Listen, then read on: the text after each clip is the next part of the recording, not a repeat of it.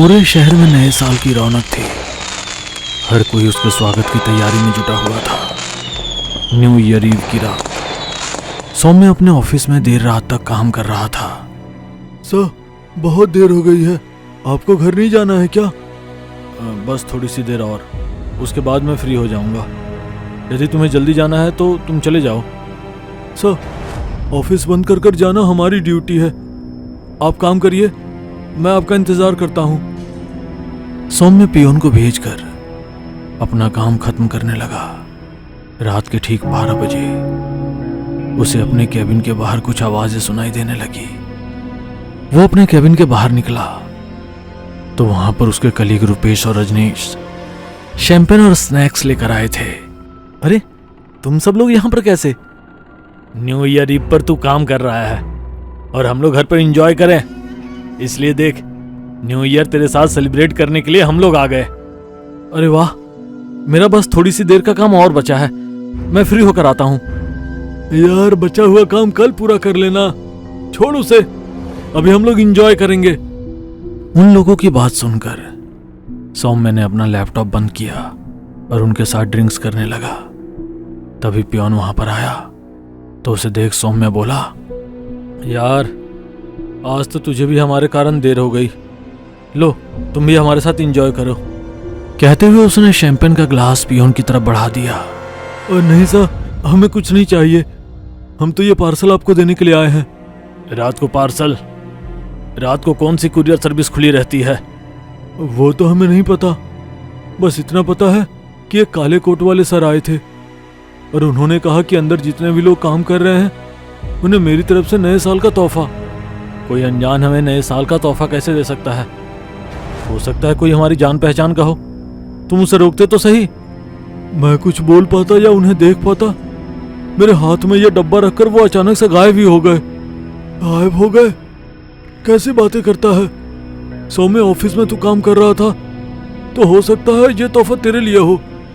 खोलकर तो देख इसमें क्या है, तो पता चले कौन तेरा सीक्रेट सेंटा है। उसकी बात सुनकर वहां पर मौजूद लोग हंसने लगे। यार, ऐसे कैसे बिना जाने किसी से कोई तोहफा ले सकता हूं? तू भी कुछ ज्यादा ही सोच रहा है। ला, मैं खोलता हूं। कहते हुए उसने वो गिफ्ट बॉक्स सौम्य से अपने हाथों में ले लिया। जैसे ही उसने सौम्य के हाथों में से उस डिब्बे को खींचा, पूरे ऑफिस में अंधेरा हो गया और खिड़की दरवाजे तेजी से अपने आप बंद होने खुलने लगे। अरे, अचानक से इतनी हवा कहां से आ गई? और ये लाइट, इसे भी अभी जाना था। कहते हुए सौम्य ने अपनी मोबाइल की लाइट चालू की। तब तक वो कलीग उस डिब्बे को खोल चुका था। जैसे ही सौम्य ने उस डिब्बे की ओर देखा तो उसकी चीख निकल गई। डिब्बे में उसका ही कटा हुआ सर था जो उसकी ओर देखकर मुस्कुरा रहा था। क्या हुआ? क्यों चीखे? उस बॉक्स में क्या है इसमें? कहते हुए उसने उस डिब्बे की ओर देखा तो तब तक लाइट आ चुकी थी। उसके अंदर एक फुटबॉल रखी थी। वे दोनों ये देखकर हंसने लगे और बोले, लगता है कोई हमारे सौम्य के ऑफिस में ज्यादा काम करने से परेशान है। वो चाहता है कि सौम्य ऑफिस से बाहर निकले और फुटबॉल खेले। चलो, हम लोग तो अभी शुरू हो जाते हैं।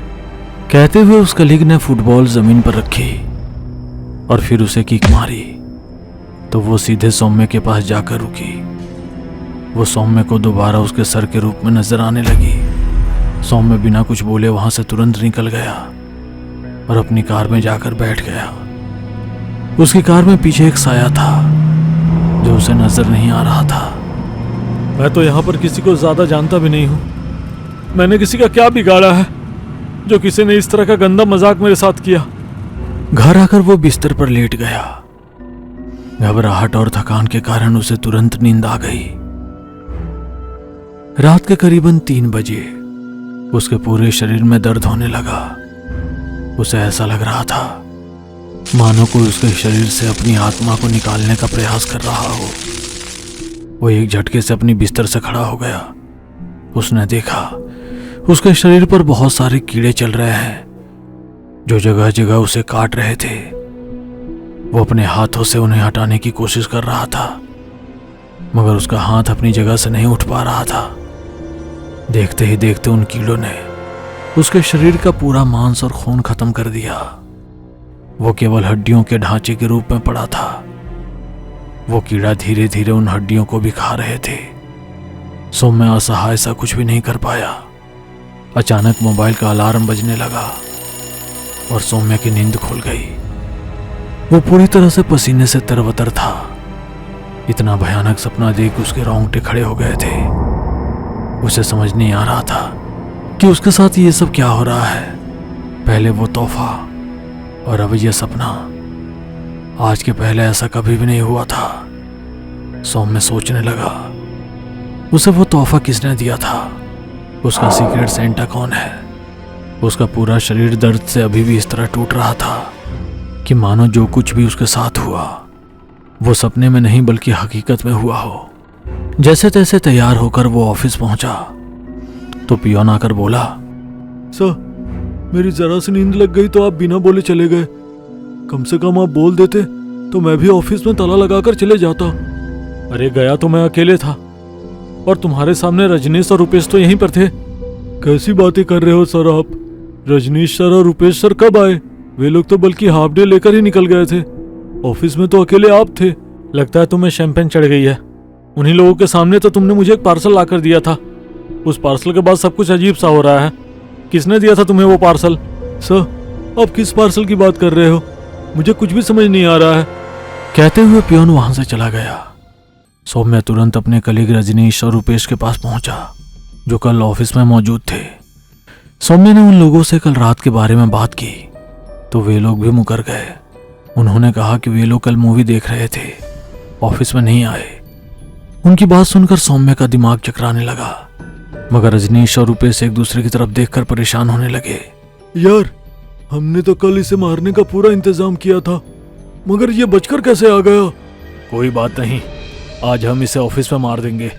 किसी को हम पर शक भी नहीं होगा। मुंबई की इस ऑफिस में सौम्य का ट्रांसफर कोलकाता से हुआ था। सौम्य अपने नाम के अनुरूप ही स्वभाव वाला था। सरकारी ऑफिस का मुलाजिम होने के बावजूद वो रिश्वत से बहुत दूर रहता और अपने किसी कलीग को भी रिश्वत नहीं लेने देता था।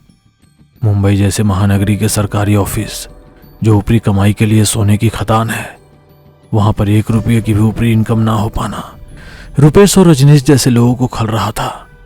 उन्होंने ही सौम्य को रास्ते से हटाने के लिए बूढ़ू का इस्तेमाल किया था।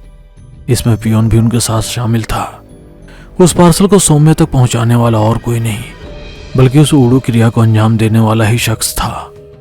ऑफिस में सारा दिन बैठे बैठे सौम्य रह रहकर कल रात की घटना के बारे में सोच रहा था। वो कल रात वाला साया अभी भी सौम्य के केबिन में था। रुपेश और रजनीश ने आज उसे मारने का सोच लिया था।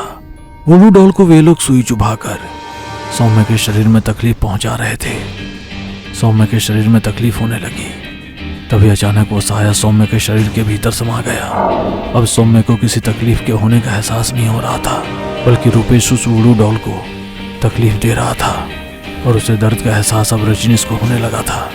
वो दर्द से छटपटा रहा था। रुपेश उसकी इस हरकत को उसका मजाक समझ रहा था। उसे लगा कि वो सौम्य की नकल कर रहा है।